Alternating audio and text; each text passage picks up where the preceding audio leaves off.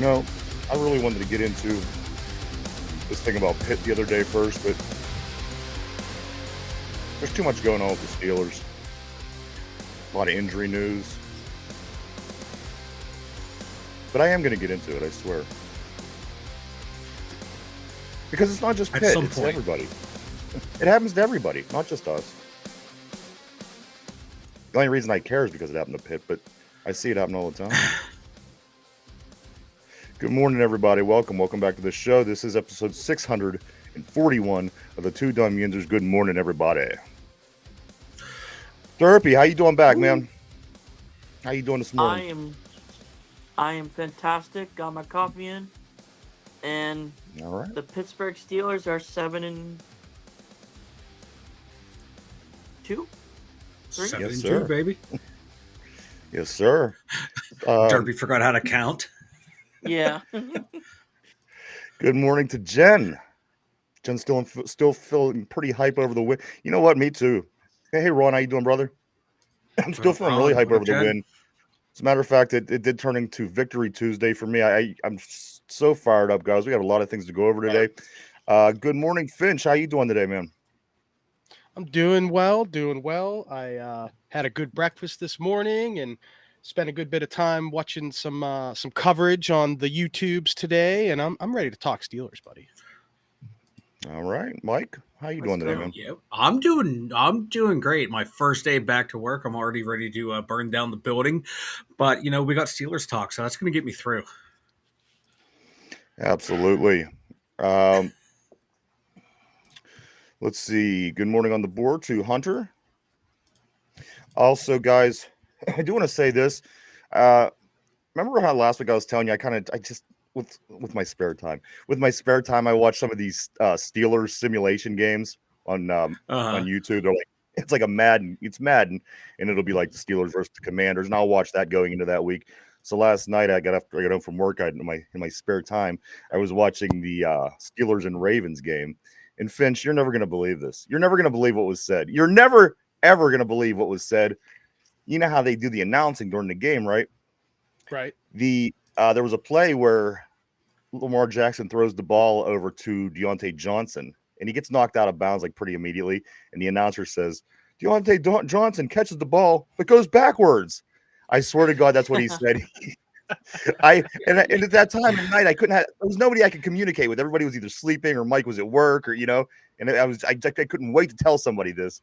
But sure as hell, it said Deontay Johnson goes backwards. How fitting. Yeah, he sent it to me. I played it, and I laughed out loudly. And the guy's never going to escape that heat that he has for running backwards. It's going to follow him everywhere. And now that he's on here, I find it quite funny. Yeah, I do too. Matter of fact, I guess he's disgruntled already. He's disgruntled already in Baltimore, guys. His play has been described as sloppy at best.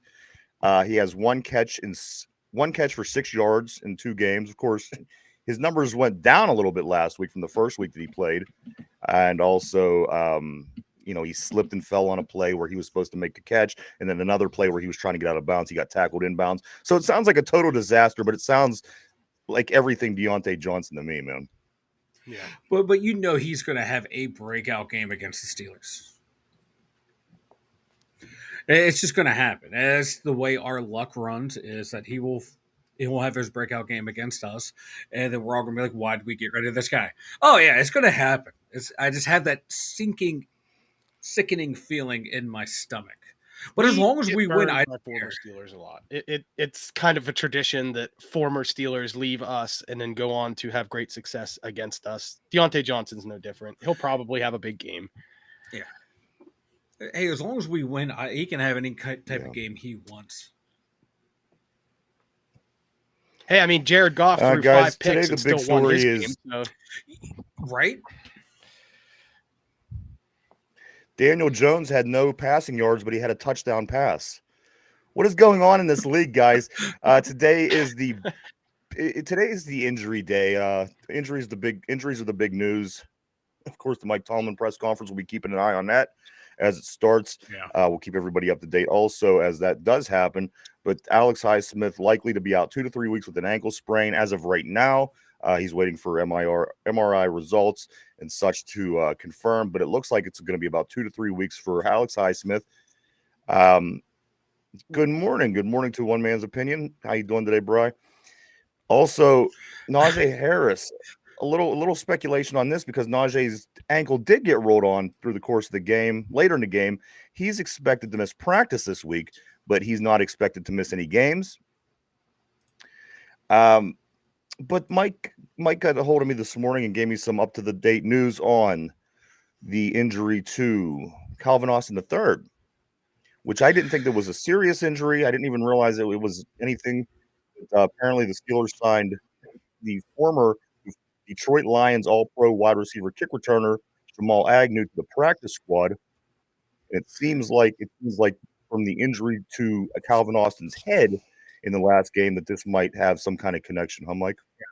It might. That's the rumor going around. Some members of the Steeler media is, that's the only reason you would sign him if there's something wrong with Calvin Austin. I don't know if there's been no word if he's in concussion protocol, but it wouldn't surprise me today if at the press conference when Tomlin goes over his the injury brief that I wouldn't be surprised if Austin is in there at some point with the concussion protocol or with maybe like a stinger to the neck, some type of injury that's going to keep him out. That's why they brought in Agnew. Yeah. So, I mean, I guess it's kind of exciting because this dude, he was good. He's pretty good. The fact that we were able to sign him and put him on a practice squad makes you, kind of question what's going on with his life and his career and things like this. But again, he is a former All-Pro wide receiver kick returner. That is Jamal Agnew, guys. He is on the practice squad as we speak. Again, through the hour, we are going to be finding out some more definites and some more information on injuries going into next week. Again, right off the top, Alex Highsmith, it's looking like a likely 2 to 3 weeks with an ankle sprain. Najee's ankle got rolled on. Doesn't look like he's going to miss any gameplay, but probably out of practice throughout the week. And then this Calvin Austin III information that I'm getting as well. And also, guys, Dante Jackson. Dante Jackson did get hurt last game, which a lot of people aren't talking about, but it just seems like one of these things that coach is going to come on and say, Dante's got this injury and he's going to be. I don't like it. I don't like the feeling of the Dante Jackson injury. But nonetheless, those are the 4 main injuries that I'm looking at. And my concern that I have here, guys, is going against a team that runs the ball very well at Ravens and Derrick Henry and Lamar Jackson and company do. I would much rather have Alex Highsmith over on that side of the line instead of a returning Nick Herbig. But guys, remember, we just did sign Preston Smith, I'm sorry, and he is going to be playing, more than likely on that side of the line. And he seems, from what I've seen, I don't think that he would be that much of a drop from an Alex Highsmith. I don't know yet, but impressive so far. But he's going to have to fill the bill over there because these guys could run the football. And you know what? I think that he would probably be your better bet than a Nick Herbig, who I like a lot. Don't get me wrong. Too. Oh yeah. I like Herbig right now as that rotational pass rusher. Just to come in or be there, play a couple snaps, give the guy a rest. But Preston Smith, he is the guy I would start opposite Watt because he has the body to be a run stuffer. I like him so much more over there than Herbig right now as the starter, and rotate Herbig in, use him in blitz packages. Yeah, I agree. This is literally the reason we brought Smith in, Preston Smith, is to stop Derrick Henry. There's no other way about it. When we make decisions, we do it because we want to be better against the Ravens, right?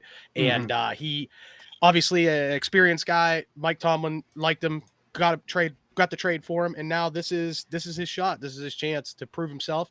And I agree with everything Mike said. Herbig is. I don't think Herbig is a 3-in-3 out guy. I don't think he's your everyday guy in any defense right now. But he is a good spot player. And he's proven that when he does come in short notice to pick up a play or two, he does make something happen. And I think we'll see more of him in the obvious pass downs. You know what? I think you're right. I think that's going to be how it plays. I think that's how it has to play out. Of course, again, Derrick Henry, a big bruising running Stud. back.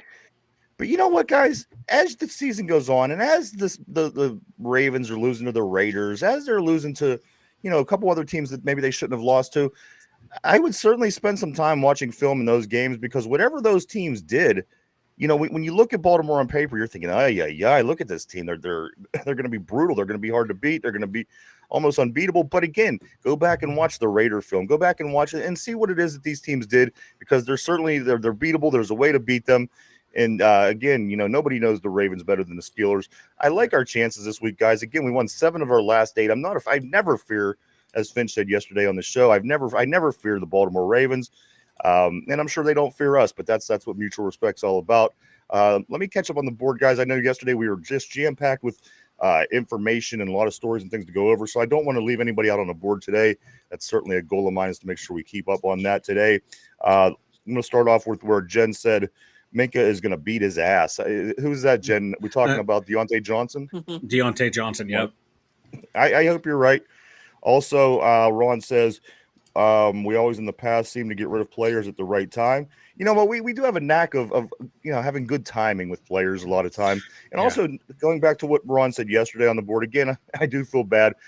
Mike, he was mentioning a lot about, just down the middle of the field, giving up a lot there. The Steelers he noticed were happening during the Washington game. But you know what also, and I agree, Ron, don't get me wrong. But again, if there's anybody that's going to be able to move the ball all over the field against you, it would be the Washington Commanders. But just generally, I agree. We have to find a way to shut down the middle of the field. Let's see. Phil the Steel, good morning. What's that, Derps? I agree with John on the board. What does John say? John says Roberts versus Henry. Mm-hmm. That's gonna be a fun matchup. 2 heavy hitters right there, baby. Yeah, really. Let's see. Phil the Steel says 56. I say 4 weeks for him to come back 100%. And finally, Steelers defense is going to hunt Sunday. Just watch. I do. I have a really good feeling about this week. I don't. And the thing is about Baltimore, you can have a good feeling, go into the game, and you can lose. But and don't get me wrong, I think we're going to win. But if you lose, you walk away and you say, you know what? It was Baltimore. Yes, that's a bad loss. Yes, it's a division loss. But you know what? Baltimore and the Steelers just tend to go back and forth and beat each other. A lot of times, 1-1 throughout the course of the season. You haven't seen that much over the past 4 years since 2020. We are 7-1 against the Ravens, which is unbelievable. Which I mean, close really games every time, though. It's always close, Yes, we shouldn't even talk shit, because it is that. I mean, it's expected for this to be a tough series and always have them win and us winning back and forth here and there. But we are luckily 7-1 since 2020. There has not been a year in the 2020s. They haven't won more than one game. They've won 1 total. So I like that, guys. And again, you know what? We haven't had any quick. Right. But you know what, Mike? As far as the pendulum goes, we haven't had a good team in the past. We haven't had a good team since 2020. That's what makes me scared. This team should, on paper, this is the best team we've had since 2020. And then I feel like that maybe that's why we're going to end up losing one of the matchups. We're going to end up splitting the series this year. Figure, Mike, Finch, Derpy, we're 7-1 in seasons where we had Kenny Pickett, Mitch Trubisky, what's the other guy? Mason Rudolph. And then take it back all the way till Ben's last year, in the year that we started 11-0, when we were really not that good of a team, and we dropped a bunch of games because every single wide receiver on the team forgot how to catch a football. Yeah. So we technically have not been good in that period of time when we were 7-1 against the Ravens. So again, you got to like our chances, guys. Never fear the Ravens. You are the Steelers. They should be fearing you. Exactly. So we will be keeping you updated throughout the hour, guys, as information does come out. I do want to say also on the board, I want to say good morning to David. Also, Phil Steel says Steelers defense. Okay, got that one. Phil Steel, heck no at home. I don't want to lose to the Ratbirds. Yeah, absolutely. You never want to. But again, are we due? Are we due for a loss? Against Baltimore? I don't know. I hope not. We are, but that doesn't mean we are going to lose. Right. Yeah. Right. Ron says I'm more worried about Cincinnati than Baltimore, which is 2 games from now. Yeah. With Jamar Chase, he scares me more. But like Baltimore's offense, it's one of the weirdest. number 1 or number 3 in every statistical category. But like Ron says, I kind of fear the Bengals offense more than I do the Ravens. Again, these Yeah, numbers I that I mean, gave with you the Ravens. yesterday. Sorry, go ahead. Yeah, no, go ahead, Finch. Oh, I was just gonna just to top off what Mike had just said there. I feel like the Ravens are a more three-dimensional defense than the Bengals, though. I mean, with the Bengals, yeah, Jamar Chase, that guy's ridiculous. He had like what was it, like 750 yards in 2 games that he Something lost. like that, yeah. I mean, that's Yeah. unbelievable. And but if you can stop him, you have a good chance of stopping the Bengals. If you stop Lamar Jackson, you're not going to stop Derek. If you stop the running back, you're not going to stop Jackson. They're both too good. And Mhm. it's one or the other. And when our defense is hurting the way it is, it kind of makes you think maybe we need to lean on our offense a little bit more and hope that we can maybe just play keep up. Yeah, I think we should be able to. 'Cause like we said yesterday, the Ravens defense is not a Not typical good. Ravens defense. Not great at Mm-mm. all. And their pass And defense also, especially is very going susceptible. back to yeah. what you guys were saying, Finch, 12 catches for Chase in the 2 games against the Ravens. 12 catches for Chase, 457 yards, 5 touchdowns. Yeah. And also in those same 2 Jeez. games, Joe In 2 Burrow, losses. 820 yards, 2 losses, 820 yards. Joe Burrow, 9 touchdowns, and a 121 rating. So, the Cincinnati offense is nothing to laugh at. However, you got to look at the film and look at what everybody else that's playing them does. Everybody else is beating them. So figure out what they do and then go out there and do it. Because again, we're the Steelers. We would be the team to lose to the Cincinnati Bengals when everybody else is beating them. It's just the way that it falls sometime. I don't understand it, but it's just what it is. It's division, right? It's in the interdivision stuff. Also, Mark Malone says if brainless Lamar has to throw it much, he'll turn it over. And John says Queen versus Jackson. He will spy him. Guys, I guess the big story this week is the Lamar Jackson effect. We had Jaden Daniels last week, somewhat of a similar quarterback. We had Justin Fields in practice mimicking Jaden. I don't think that's going to change any this week at all. I'm sure they'll have him back there mimicking Lamar Jackson, which will certainly be helpful. Mhm. I agree with you. But you know what, Mark? He's done it every time. But again, when is going to be the time when he does perform against the Steelers? Because he fumbles against us, he throws interceptions against us, he gets sacked, he gets injured. Matter of fact, he doesn't even play a lot of the time because he's injured half the when time it's he's time not to play even the there. Pittsburgh Steelers. So again, is he due? I hope not. But at some point, again, we've won 7 of the last 8 against these guys. I'm just hoping they don't get theirs now. Because there's a lot of things, Mike, a lot of things we're going to talk about between these 2 teams that's going to mean a lot in this game. One being, look at who our offensive coordinator is. Look who Derrick Henry had the most success under. Mm-hmm. In Tennessee, Derrick Henry's offensive coordinator was Arthur Smith, wasn't he? Yeah, Arthur Smith. That was his best. That was his breakout seasons. Were under So who knows Arthur Smith? Who knows Derrick Henry better than Arthur Smith?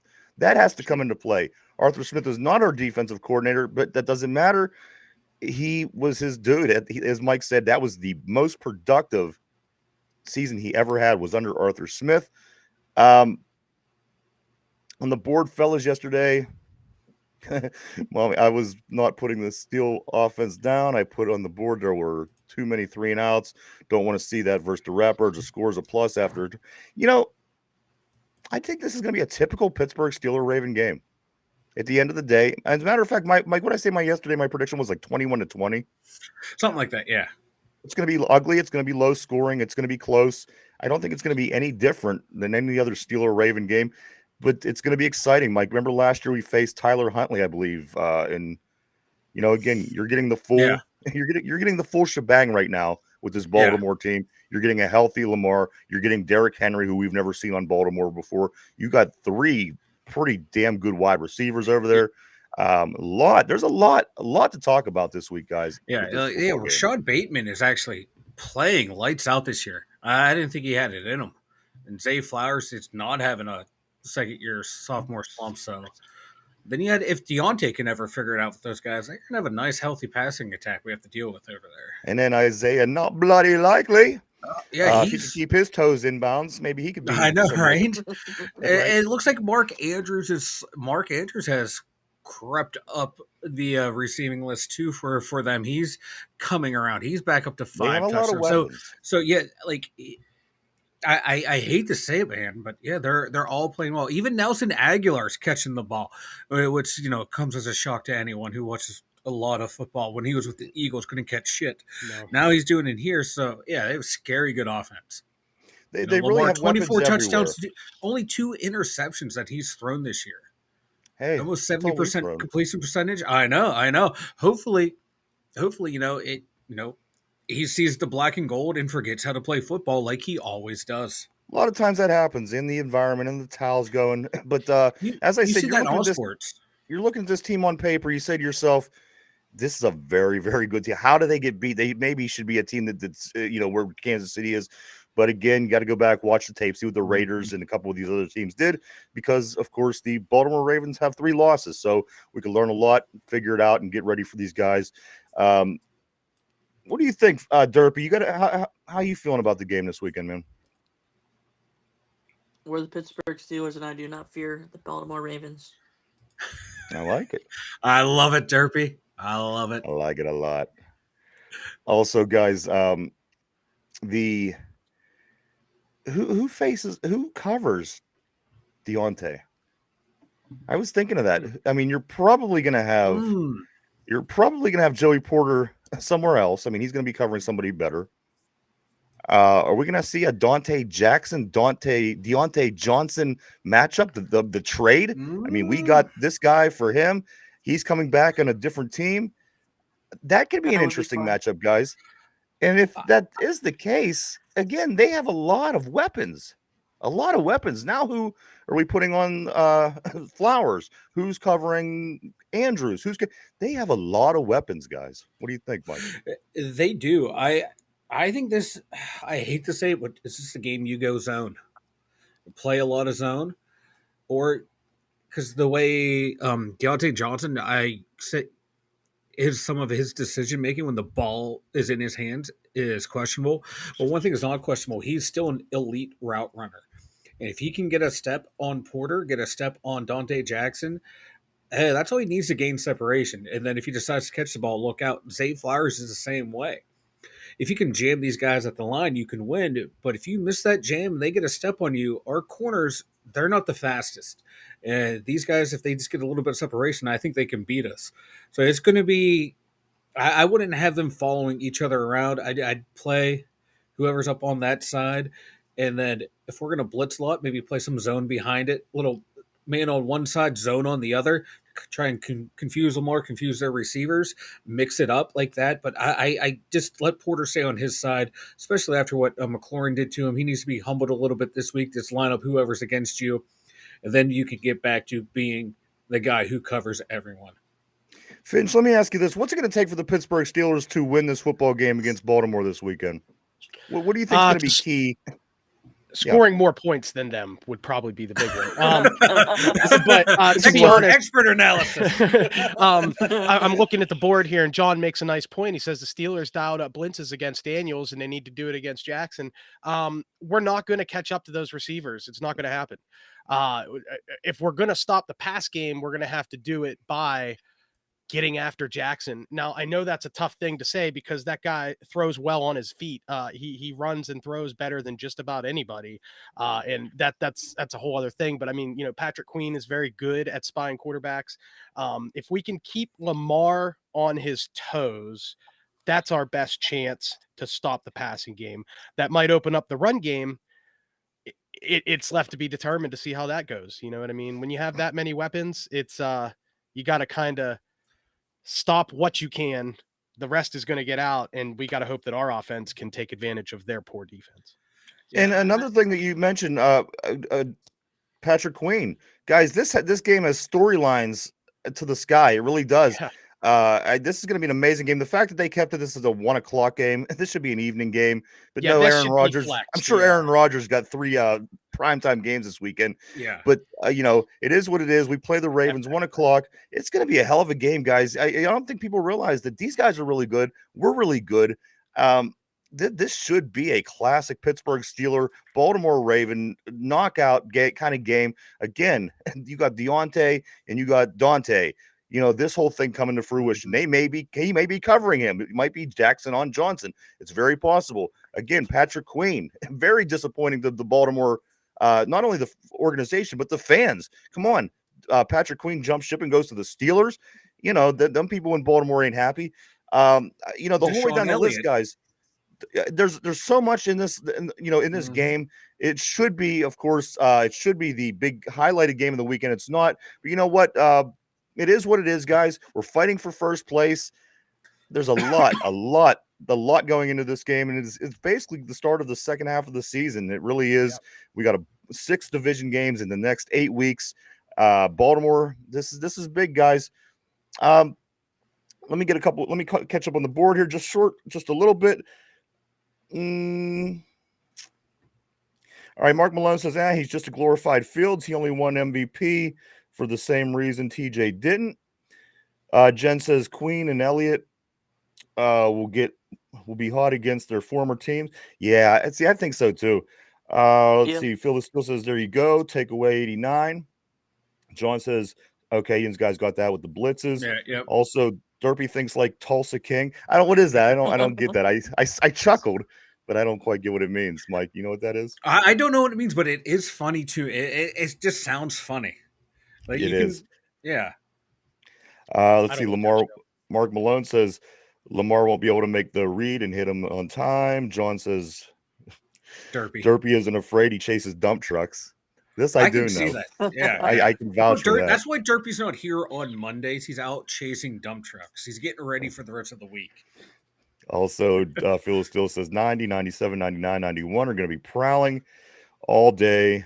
I'm fired up now. Mark Malone says that is a lot of backstory. Yeah, of course, guys. It's like a damn soap opera going into this game. It really is. It feels like a WrestleMania for any wrestling fans out there. It sure does. It does, man. Like it's going to be a real slobber knocker. Oh. By God, King, they killed him. My God, he's dead. He's dead. But no, it should be the 8:00 game. Who wants to watch Cincinnati versus the Chargers at 8:00? Literally nobody. Even people in Los Angeles don't want to watch that game. Exactly. Yeah. Like, yeah, no. Steelers Ravens should be primetime, or bumped KC Buffalo to the 8:00. Put the Steelers at the 4:25 game. This is the marquee rivalry of the NFL. It's the hardest hitting. It's what football should be played like, and you're putting it at 1:00. Get out of here. Pittsburgh picks up a couple new guys, and I got to tell you, Mike, I believe that Preston Smith is happy with his new environment. Excuse me. This is what Preston Smith goes on to say. He says, "I love the mindset and the dog mentality. It's not just one person with the dog mentality. It's everybody. These are great people to be around."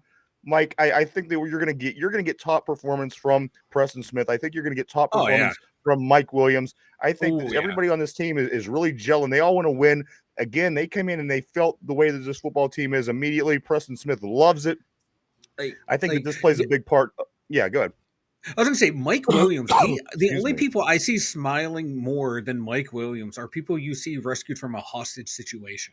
Yeah. I'm trying to make light of hostage situation, but that smile that he has, you did not see that when he was with the Jets. Now he's here. No. He looks happy. That's huge. And like Preston Smith saying that, like that dog mentality on that defense, the way they reconstructed that roster and that defense that quick, to have that mentality of everyone who wants to fly to the football. We haven't seen a defense like that in a long time around here, and it's nice to see. And this is a guy who started his career in a 3-4 defense. This year they changed it in Green Bay, and his numbers dropped. Now he's coming here back to playing the defense he is comfortable with, and then he's playing with guys who've been playing it their whole careers too. He is in heaven, and yeah, big time sneaky acquisition from Omar Khan. You get this guy for a 7th round pick. Get out of here. I really Mike, like. I'm sorry. Hey, Ralph, what's up, man? Yeah. No, you're good. Go ahead, Finch. I really like that Preston Smith quote, and the reason is, I mean, think about it. For the last 7 or 8 years, how many times have we said or heard or read in the media about the Steelers locker room and it being a toxic environment? You have these divas like your ABs and your Le'Veon Bells, and further down the line who have really brought down the locker room, and that had a real effect on the play on the field for a lot of other people. And this year, and remember, everybody said Mike Tomlin needs to get him under control, and he should not be the coach because he can't control his players. Now he looks like the Yeah. best. Like, I mean, and this goes back to what I said yesterday. Russ Wilson and Cam Hayward and those guys having that right mentality and that right attitude and really leading. That goes back to Mike Tomlin, and the product is showing on the field right now. Everybody loves each other. They're having a good time playing the game, and they're winning. So hats off, man. Yeah, it's like Ryan and I have talked about this off air. I think we even mentioned it. I think it was like last year. We thought, oh, like Tomlin has his bounce about him. The team has a bounce about him, and that just fell apart. This year, it could have fallen apart in that 2-game losing streak, but they kept it together. It's getting stronger every week. Yeah, it's like the guys they brought in via free agency through the draft. There's that energy and like that. Even Russ Wilson. That people want to say that corny forced energy. The team is rallying around it for some reason. They needed that guy. You need that guy, and he was like the perfect fit for him. And like offensive, defensive, everyone's rallying for each other. It's not just one unit for one unit. It's the team for the team. Absolutely, and the bad guys. attitudes are tearing apart other teams right now. I mean, look at the Bears. I just watched that Caleb Williams press conference from yesterday, and it's like, wow, this is your leader, and it's bringing that team down, and we're not seeing that here. So I saw a quote from or on Twitter. Someone was like, "No, not trying to start an argument here, but Jesus Christ can be their first overall pick at quarterback, and they would still probably be in the same situation. Yeah. The culture and the way that organization is ran, it doesn't matter who you have there, it's going to be terrible. So in 4 years, Caleb Williams, number 18, is going to be waiting for you in the black and gold. Hey, Mike, you can hang out behind CJ Stroud or something, Mike Ditka did, in fact, sell the soul of the Chicago Bears back in '85. That is a fact. They haven't won before. They haven't won since. That was literally the only team that the Bears were ever any good in the Super Bowl era. Guys, we're talking about the new people that we've got here. Listen to this. Just these 4 players alone. You guys were mentioning how Omar Khan's a bit of a genius. Let me give you 4 players, and then I'm going to give you what we pay them.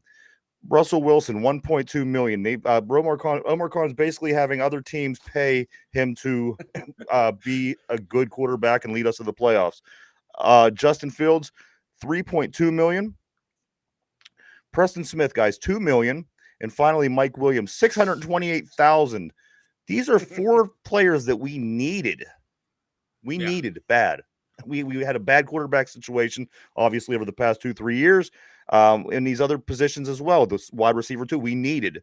And obviously right now we find out with the injury to Alex Highsmith, we need Preston Smith. So for these 4 guys that we needed, and they're very vital to our football team, guys, again, Russell, $1.2 million, Fields, $3.2 million, Preston Smith, $2 million, Mike Williams, $628,000. Just think of what one guy on one of these other teams make that's not even being as productive as these guys are. But just because they are a big name and they, have their reputation, they're getting paid mad money.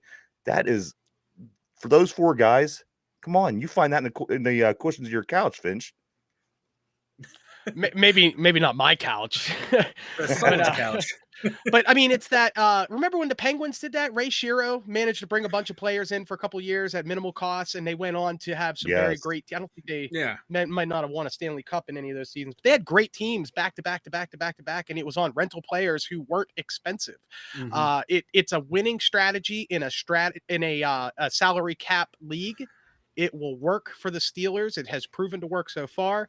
You can't argue with Omar Khan. It's like I said yesterday, indivisible under Khan, with liberty and justice and Super Bowl rings for all. Yeah, like you said, in a salary cap era, you have to be able to go out and find those bargains. We have the highest paid defense in the league, so therefore you got to find bargains on the offense. Okay. Broncos, you want to pay this guy $38 million to not be on your team? Okay, we'll go snag you up. Justin Fields for a sixth, Mike Williams for a fifth, then a rotational Mike, piece who turned out to be a starter for a seventh round Mike, pick. is Brilliant this just moves. the way that you have to run your team now? You Is this have just to, the way yeah. that you, Mhm. because the old Steeler way obviously wasn't working anymore, No. and this just seems like it's the way that you have to run your team, and we got somebody now who knows what they're doing, who's Yeah. come in and they're able to make these off-season free agency moves and through the Yeah. draft and this and everything that Omar Khan has done. It seems to me that this is just the way that you have to be successful in the NFL now. Yeah, look at the teams that have been successful recently in Super Bowl runs. The Patriots did the same thing. Key, shrewd draft moves. Philly with their GM Harry Roseman, same thing. Now you're starting to see, I forget his name, but the GM down in Kansas City, smart trades, smart free agents. Now we have Omar Khan doing the same thing, and now look, the results are starting to show, and that's what you have to do. The Kevin Corbett way of doing things do not work anymore. They worked when he built 2 Super Bowl teams, but they didn't work now. He was slow to the game, and Omar Khan, he saw the old way, sees the new way, and he's been killing it. Do I agree with every move he's made? Has every move been perfect? No, but you can say that about any GM in any league. But the hits are a whole hell of a lot better than the misses, and they're showing they're not afraid to move on from misses. Like, okay, they gambled on Kenny Pickett, didn't work out. All right, we're moving on from him. We're going somewhere else. Guys brought in via free agency, didn't work out for a year. Boom, you're gone. You never see him again. So I like my what he's doing. concern with him, Mike. My concern was if you bring in too many lemons, is it eventually going to start to get sour? And that's the case. I mean, we're bringing in guys that are past their prime. We're bringing in guys that don't deserve these, the big contracts anymore. Again, we're spending $628,000 on our second wide receiver. We're spending $1.2 million on our starting quarterback. And my concern up front was how many lemons could you bring in before it does start to taste sour? But you know what? We're not seeing that. Everybody is playing up to a level that we want them to play at and being productive. And Justin Fields isn't being a problem, being a backup. This could be a problem that the players could bring to the table. We're not having that. Everything seems to be working out for the Steelers. And you know what? The national media is now finally starting to recognize it's 7-2 in they first have been place on our junk. Oh, they had all over the Steelers. Like Mark Schlereth is pretending like he's never said a bad word. Howard. Oh, Kellen Coward. Oh my God. I was up late last night commenting all over his YouTube videos because I'm like, dude, he wanted to fire Tomlin like 8 weeks ago. It's all he talked about. And I'm like, dude, he's all over the place. He's an a-hole, dude. Yeah. And guys, not only is it but he isn't the only one that thinks that way. I would say it also shows the scouting department that we have, that we're able to find these guys. Like last year, we were able to pick up someone like Trenton Thompson off the scrap heap, who played key downs, made key plays for us.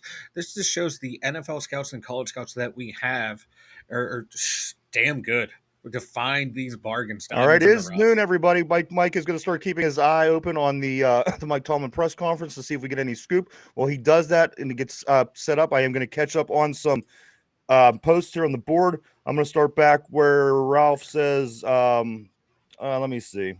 Where are we at? Matt I have no idea. Needs to be fired. John also says Jesus could walk on water, but he can't read a complex NFL D schemes. Also, Ralph says Lovie Smith took the Bears to the Super Bowl. Yeah, Devin Hester took that team to the Super Bowl. And you know what? That team shouldn't have been in the Super Bowl. But Peyton Manning. But they fired him after going 10-6, and they haven't had a winning record since. Yeah. And also, that team really didn't deserve to be there. Peyton Manning took care of business on that. Also, Mike King Molasses says it amazes me that the Steelers have a history of being good in the division, and they always have them above us. Mark Malone, the con man has been money. John, I look for Mike's smile.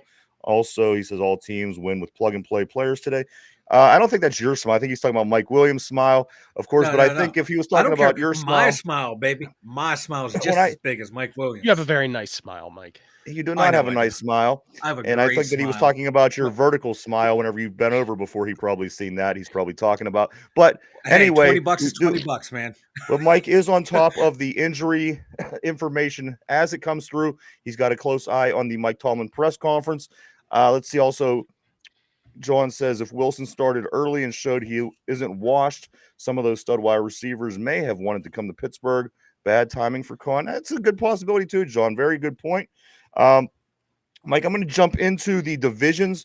We do have a lot still to go over today. I'm going to jump into what the divisions look like after this week and heading into next week. So if you could just have given me a moment to get caught up on this. Again, Mike is keeping his eye on the latest up-to-date injury information on the Mike Tomlin press conference as we speak. And this is what the NFL divisions look like right now, moving into what is this, week 11. Yep. In our division, of course, the Pittsburgh Steelers are atop the division with a 7-3 record. The Baltimore Ravens are 7-2 record. I'm sorry, the Baltimore Ravens are 7-3, just a half game behind the Steelers. The Cincinnati Bengals are 4-6. The Browns in the basement 2-7. Funny, those two teams were supposed to be ahead of us, according to a lot of the preseason experts. The AFC East, Buffalo's up 8-2. They have an 8-2 record, guys. The next closest team has a 3-6 record. 8-2, and then 3-6. Buffalo could have this division won by the end of next week, probably. Right. Dolphins 3-6, Jets 3-7, Patriots 3-7, Buffalo Bills again way out ahead in the AFC East. In the AFC West, I don't know how they're still undefeated. Kansas City Chiefs are 9-0. The Chargers are 6-3, Broncos 5-5, and the Raiders, the hated Raiders, are 2-7. And in the AFC South, the Houston Texans are 6-4. The Indianapolis Colts are 4-6. The Tennessee Titans are 2-7, and the Jacksonville Jaguars in the basement at 2-8, which makes them the worst team in the AFC. Over in the NFC, guys, the North is the Detroit Lions. They're in first place with an 8-1. Minnesota Vikings with a 7-2, and the Green Bay Packers with a 6-3. That's a pretty tough division, guys. Chicago falling, of course, they're down to 4-5. But I gotta say, between 8-1, 7-2, and 6-3, that's gonna be a tight race as the season goes down the stretch. Over in the NFC East, the Eagles, they're up top the division. They have one less loss to the Commanders, thanks to the Pittsburgh Steelers. The Philadelphia Eagles, who we will play not too long from now, they are sitting atop the division with a 7-2. Commanders are 7-3. Cowboys, them boys, 3-6. The Giants 2-8. In the NFC West, the Cardinals 6-4 atop the division. The 49ers 5-4. The Rams 4-5, and the Seahawks 4-5. Mike, maybe, just maybe, these teams were smart by not trading away those receivers. You said that the Rams felt they were still in the chase. The Seahawks feel like they're still in the chase. Mm-hmm. The 49ers, guess what? They all are still in the chase. So maybe you hit that one right on the head.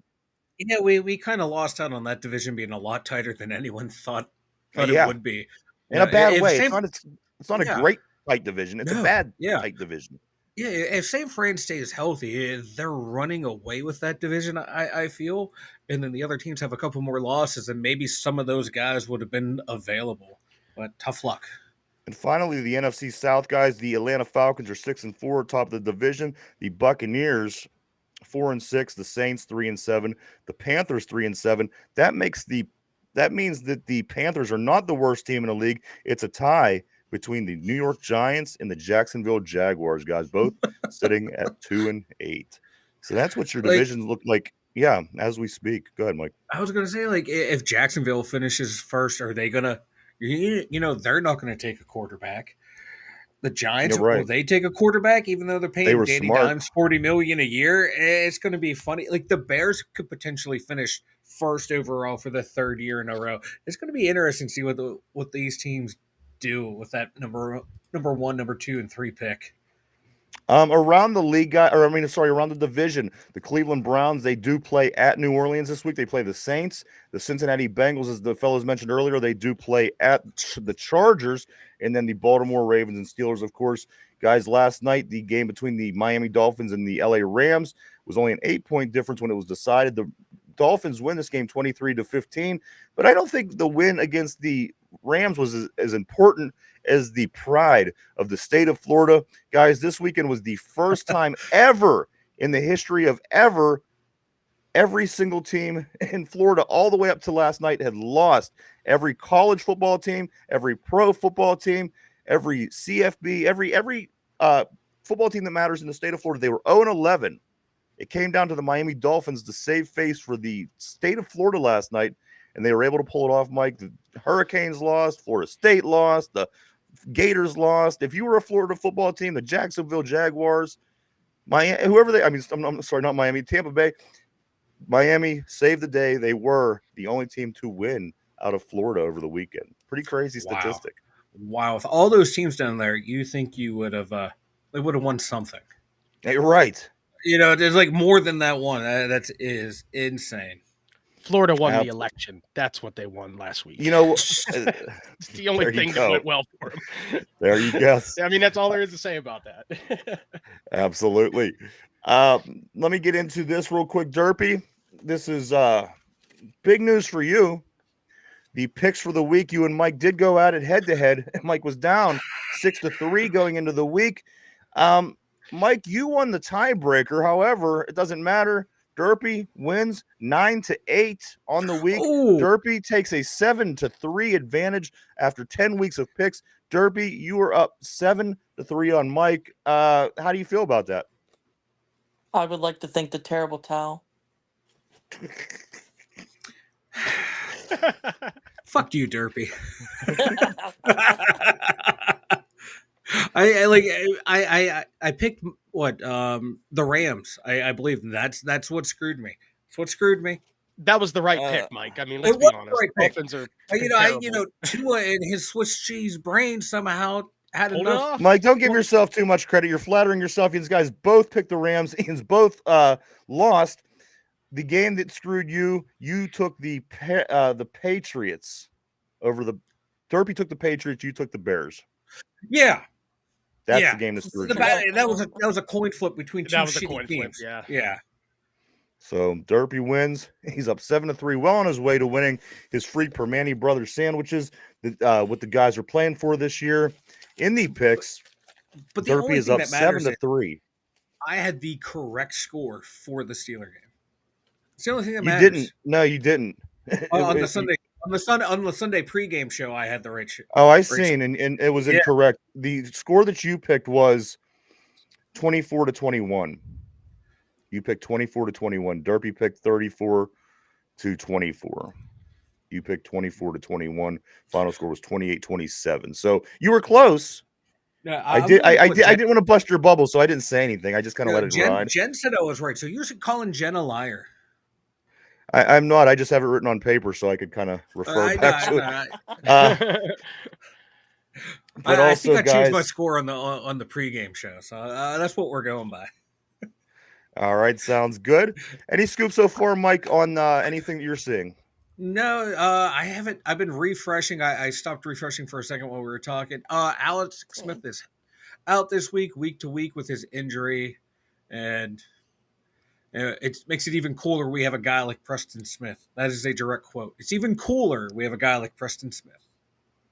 I mean, come on. It looks like a stroke of genius. Mm-hmm. Yeah, you know what Dante I mean? Jackson's day to day. Yeah. Steelers staff has been looking like geniuses all season. I mean, let's be honest. Things are just working out. The chips are falling in our favor when it comes to these newer players stepping up. And, I mean, when things go your way, it makes you look good. It just takes one or two bad games to turn the tide on that. Obviously, that's not what we want. But, before we really start patting each other on the back here, we should just acknowledge that there is a lot of football left to be played. Oh, yeah. And as we know, anything can happen going down the stretch. But real quick, Dante Jackson has a hammy, but he looks Who like doesn't he have should a be- hammy? Everyone in the NFL has a hammy. So Dante Jackson, Calvin Austin, Najee are players Tomlin said are limited early, but will likely play. So Who say them names again? Dante Jackson, Calvin Austin, and Najee could be limited early, but will likely play. So not a lot of early participation in the week for those guys. Don't let that. So three of the discourage you. four names that we were talking about, Highsmith is going to be week to week. Najee, Austin, and Dante all seem like they're going to be okay to play. Yeah. What you're saying. Okay. Yeah. I'm sorry. This Derpy has doggy Tourette's. It's the coffee.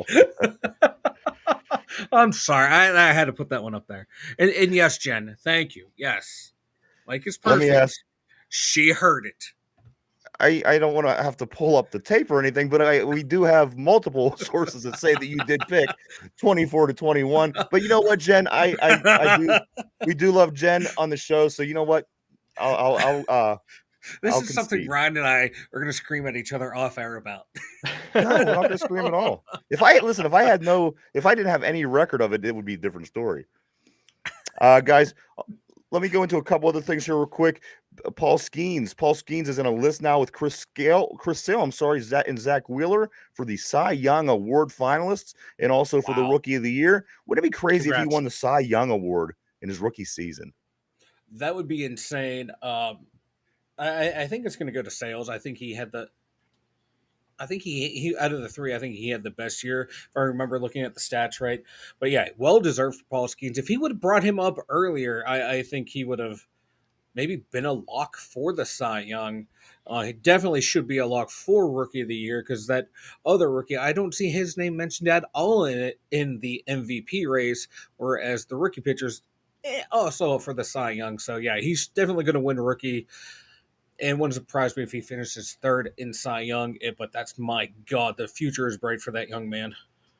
All right, guys. Penguins, they let up 6 goals in the first period last night to the Dallas Stars. They end up losing 7-1. Penguins dropped to 6-9-2 overall. Their next game is tomorrow night. They host the Red Wings. The Pitt Panthers basketball team was back on the. Yeah. I was going to say Kyle Dubas said everyone but Sidney Crosby is available. Okay. What's that all about? For moving players, Kyle Dubas is opening to listening for trades for anyone, but it's going to take like guys like Malcolm Letang, Carlson. They have no movement clauses. They would have to okay a trade. But yeah, he said everyone but Sidney Crosby is available. All right. Also, the Pitt basketball team back at it last night. They beat Gardner Webb 83-64. They do play the West Virginia Mountaineers Friday at 8:00 though. Guys, I want you to think on something real quick before Mike starts into the website. Guys, what was your favorite Baltimore Raven Steeler memory? Think about that while Mike goes ahead and tells us about the website. Everyone check out the 2dumbyinzers.com, especially if you're new. I'd appreciate it. Go over there, check it out. We have links to more of our social media over there. We have the merchandise store, and we have the blog, Dumb Thoughts, written by me over at the 2dumbyinzers.com. Go check it out, everybody. www.the2dumbyinzers.com. That's www.the2dumbyinzers.com. Still, guys, I'm going to get it from at the very end of the show, but I want to think about favorite Baltimore Ravens Steeler memories. I have one. I'll let you guys think on that a little bit longer here as we get through the trivia of the day. Of course, trivia of the day is always about the team the Steelers are playing that particular week. This week is no different. It's the Baltimore Ravens. Guys, are you ready for the question of the day? I'm ready. Let's do it. All right. Put on your thinking Here we caps. go. On a board at home, here we go. Which one of these two head coaches had more wins against the Steelers? Brian Billick or John Harbaugh? Which one of these two Baltimore Raven coaches? They've only had two. Which one of them had more wins against the Steelers? Take a moment to think that over. We're live 5 days a week right here, Monday through Friday, 11 a.m. to 12 p.m. Eastern Standard Time every day right here on YouTube. All right. Mike, I'm going to start with you today. Who had more wins against the Steelers? John Harbaugh or Brian Billick? I'm going to go with Brian Billick. Brian Billick? Is that your final answer? Final answer. All right. Finch, let me come to you next. Who had more wins against the Pittsburgh Steelers as head coach of the Ravens? Was it Brian Billick or John Harbaugh?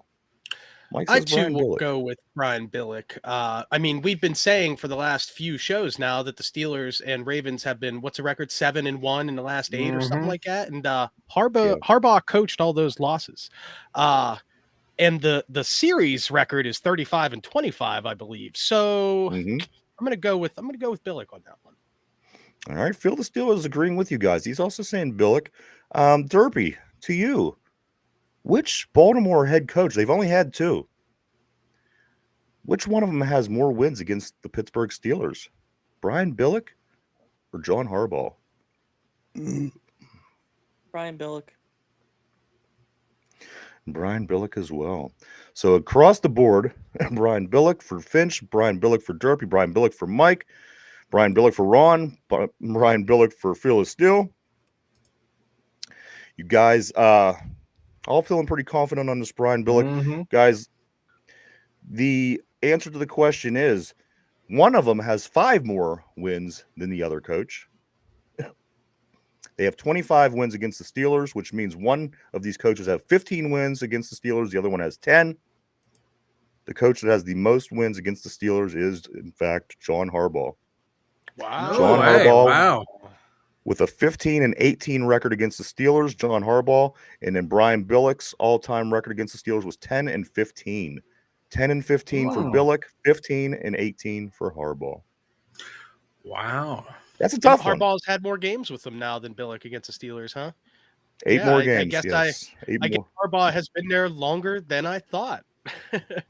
Ain't that crazy? When I was Yeah. looking these blows by, information you know? up, it blew my mind that he coached 8 more years than Brian Billick did. So that is, yes, guys, John Harbaugh does hold that record. So Roger, good afternoon on the board. He says AB getting face masked wasn't called and reaching the ball over the line. That is always going to be a Love classic in the that play. Pittsburgh Love Steelers that play. Baltimore Raven matchup. What was it called? The Immaculate Extension, I believe they were calling it at the time. Mhm. Oh yeah, that's right. Derpy, I listen. I feel Derpy got slighted yesterday. Derpy, I just want to do this real quick. What overall grade do you give the Steelers for their game last week against the Commanders? Because I know A Derpy minus. likes to do the grades. What was it? A B minus? A minus. A minus? Okay. Ooh. Derpy. You know what, that was Derpy like what that he was saw. the best. That was the toughest team we played so far. You got to admit, Yeah. as far as the Yeah. offense goes. Guys. So yes, it's time. I told everybody to think of their favorite Baltimore Ravens, Pittsburgh Steeler moment. I'm going to go first. Mine was when Nyata broke Ben's nose. And Ben's nose was on the side of his face. Yeah, the pirate He had face. toilet papers and tampons and everything else hanging out of his nose. And he goes out there, and we thought, oh, shit, he's done. They break his nose right back into place. He goes out there and throws a touchdown and wins the game against Baltimore. Single-handedly, my favorite moment in Pittsburgh Steeler history against the Ravens. Ben's broken nose, my favorite, hands down. Mike, go ahead, man. That was going to be my moment. Also, the AB reaching over the goal line was going to be my moment. You can So pick any I'm gonna moment. I'm going to go with Dan Kreider always making Ray Lewis his bitch. Go back, watch any of those games when we had number 35 Dan Kreider. Ray Lewis even said Pancaking Big Ray. he said he hated going up against Alan Faneca and Dan Kreider. It's not a particular moment, but just watching those 3 guys go at it, game in, game out, year after year. You love hard-hitting football. Just watch the battle between those 3. And Finch, you know, Kreider and Faneca won more than they lost. what do you think, Finch? What was So your favorite? I'm having trouble. My memory's a little foggy. Maybe you can help me. Do you remember when Hines Ward hit Bart Scott and broke his jaw? Yes. Was he playing with the Ravens Yeah. or was he with the Jets? when that Yes, happened? he was with the. He was with the Ravens. I'm pretty sure he's with the Ravens. Yeah. What? Just a career-defining moment for Hines Ward. You know, it was that time. It would have been like 2008, 2007, 2008, right when we were winning Super Bowls. It just everybody knew Hines was tough, and Hines blisters him, breaks his jaw, gets up, looks right in the camera, and goes. Yeah. And it's like, God, I love that Yeah, guy. Right, Yep. right. Feel the steel Derpy, saying Paul finally over to you, my man. that led to the Super Bowl. Yeah, you know what? Feel the Let steel me get stole back my to that one thunder. second. Derpy, Ah, what is your thunder, Derpy? It was 43-43. yeah. Palomalo pick. Was that one of those insane Wait, picks wait, too, what? where Mike, he Mike, dove Mike, can and you caught it? translate that to me? Yeah. The 43 to Troy Polamalu wore number 43. Okay, so he that had the pick six interception, and that led to the Super Bowl. Mhm. So, Yeah, so when the he starts game, the weaving through the AFC defense and Championship everything. game, So the AFC Championship game between the Mhm. Ravens and the Steelers that the Steelers win to go into the Super Bowl. Yeah. Gotcha. Those are all good memories, guys. A lot of Great pick. great. You know, one of my favorite. And there's a lot there's a lot we forgot too. Jeez. Oh, there's so many. There are a I lot, can't and there's think. also a lot of memories that were disgraceful Raven memories. When Ray Lewis told everyone to beat anybody up with a Steeler jersey in the bathroom at their game. Do you remember that? Yeah. We were getting Yeah. ready to play them, and he says, if anybody's wearing a Steeler jersey in the bathrooms, in the restrooms, make sure to whoop their ass. What a That disgraceful thing for a player to say. you're right. disgraceful. That's what I'm saying. That's Well, disgraceful. So there, I mean, I respect the toughness and trying to come off as a Absolutely. hard Yeah. ass, but like that's the kind of thing you say to one person in private. You don't say Yeah. Right. that to a set of microphones on the news. Yeah. You know what I mean? Right. It's like, yeah, that's not very couth. Well, But then again, Ray Lewis is not a couth. Oh guy. no. Didn't Joey Porter try and get on the bus to fight the entire Ravens offense at one point or defense after a game? They lost. Porter tried to get on the bus to fight everyone. God. Tommy Maddox got hurt against the Ravens. That led to the That when acceleration. Ben of the came Ben- in, yeah, that's right. That is because right. they were never going to play Ben that year. The plan was he's going to sit a year with without Tommy Maddox getting hurt. We don't have the Big Ben era. We might not have That two Super Very Bowls. well could have been the biggest single moment in Steelers history Right. since 1980. Like from 1980 on, Mhm. that may have been the game that brought Ben in, and we could have went half of that season or that whole season without seeing Ben if Tommy stayed healthy, and we would have. Who knows? Anything could have Yeah. happened. Yeah, because we would he have won was not. 15-1. He was not a- 15-1. Definitely not. He was not a Bill Cowher guy. Roethlisberger. He wanted the tackle. Right. And And yeah, finally, he was one more forced- thing, guys, before we do get ready to roll. Yeah. My beef throughout the weekend was this, and I don't think that this is just my beef. I don't think it's just our beef. I think this is beef in football overall. The way that the Pitt Panthers, listen, guys, over the weekend, if you saw the game where the referees, the Pitt Panthers stopped the Virginia player on 4th down to turn the ball over on downs, which would have gave Pitt the ball to give them a chance to go down and try to win the game. However, after they stopped Virginia, the referees decide to blow the whistle and says, wait a minute, we weren't in place. We weren't in position. Now, this was after ample amount of time. It wasn't like there was a quick hurry up kind of thing. There was ample time. Referees, for whatever reason, said they weren't in position. They negated the play, made them do it all over. Virginia gets a first down. The game ends up going the other way. In my opinion, guys, the refereeing has gotten worse as years go by in college and in the pros. I don't know what this is all about, but you know what the worst part of it is? Even if they're wrong, they'll send you an email halfway through the week and say, oops, Right. our bad. My bad. Well, what is that? Who cares? Nobody cares 3 days after the fact. If you can't change or make it right, I just find this a bit ridiculous. And again, you do see this all over at football now. I don't know why officiating has gotten worse over the past 5 years for sure. Certainly since the time that gambling has become more prominent in sports. But again, that's a whole another story for a whole nother day. Causation situation. Right.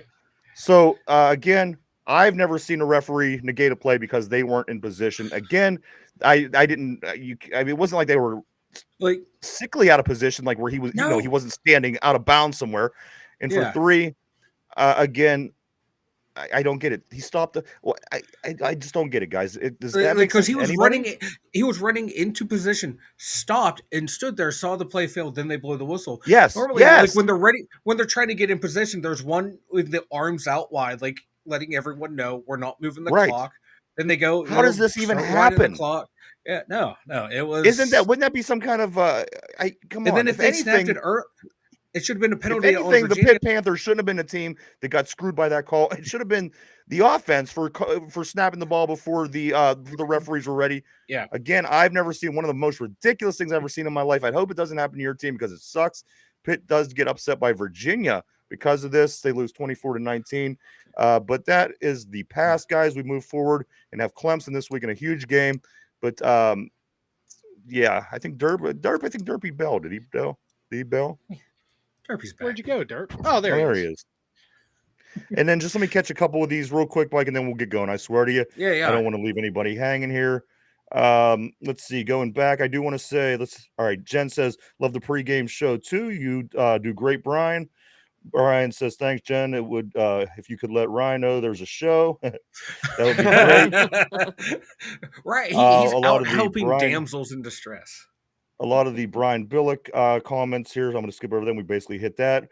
Roger did say about AB's immaculate extension. John Harbaugh has been their head coach since 2008, one less year than Tomlin for his current tenure. Also, Roger Murray said Moudenhall talking trash to Ray Lewis and then Ray breaking his ribs. I remember that one, yeah. Mm-hmm. John says Ray Lewis should have been playing on the longest yard team. And also, Jen did say Joey Sr. did get on the Ravens bus. So there you go, Mike. A lot of great history between these two teams. I don't think it's going to change. But Mike, anything before we get ready to take off, brother? I got nothing, man. It's Ravens week. This episode flew by. Hopefully the next couple fly by, and before we know it, on a 1:00 kickoff, the Steelers whoop that ass. I can't wait. Derpy, what do you think, man? Anything on your mind? It is Crap Birds week, and we got 6 rings shinier than Mike's bald head standing in our organization. So we're ready. Let's go. You know what? That's the most I've ever heard Derpy talk. All in one sequence like that. Maybe. And he was getting fired up as he was going along. I know. love it. I do too. Finch, how about you, man? Anything before we get ready to take off for today? First off, I'd like to tell the board to hit the like button if you didn't already, and thank you to everybody on the board. I love reading these comments. Phil the Steel and Ron and Roger, John, Jen, she's the best. But this weekend, I'm so pumped. There's a lot of great sports happening this weekend. We got Pitt and Clemson. I'm looking forward to that. Steelers, Ravens, obviously, and then, as you mentioned yesterday, Mike Tyson fights on Friday. I am freaking amped. That's going to be fun, and hopefully he chews some ears off, and then maybe the Steelers can Mike Tyson up on the Ravens a little bit and put him in the ground. I like it. I do want to say thank you everybody for coming and hanging out and checking us out today. We appreciate each and every one of you. We really, really, really do. We wouldn't do it without you. Guys on the board, I do want to say thank you. Guys always keep things interesting here on the show. Everybody at home, I do want to thank everybody on the panel today. Finch, thank you as always. Derpy, Mike. Again, that is I am looking forward to. There's so much, as Finch did say, starting with the Mike Tyson fight on Friday. Around here, high school football is big. We have high school playoffs. We got Mike Tyson. Saturday, you got a lot of college into the Ravens game on Sunday. So a lot of things going on. But we do have still 3 more days leading into the weekend, guys. So we'll be having a lot to talk about, a lot to build up to this Ravens game. Hopefully these injuries can start getting a little bit better for us, and these guys can start getting healthy. Other than that, I do believe that's everything. Mike, am I forgetting anything? That's everything, man. We got it all. Thank you, everyone, for tuning in. All right. So for Finch, we always appreciate you. For Derpy, for Mike in the Steelers Central Mobile Studio, myself, the Two Dumb Yinzers, everybody have a great day, and we'll see you tomorrow. Bye-bye.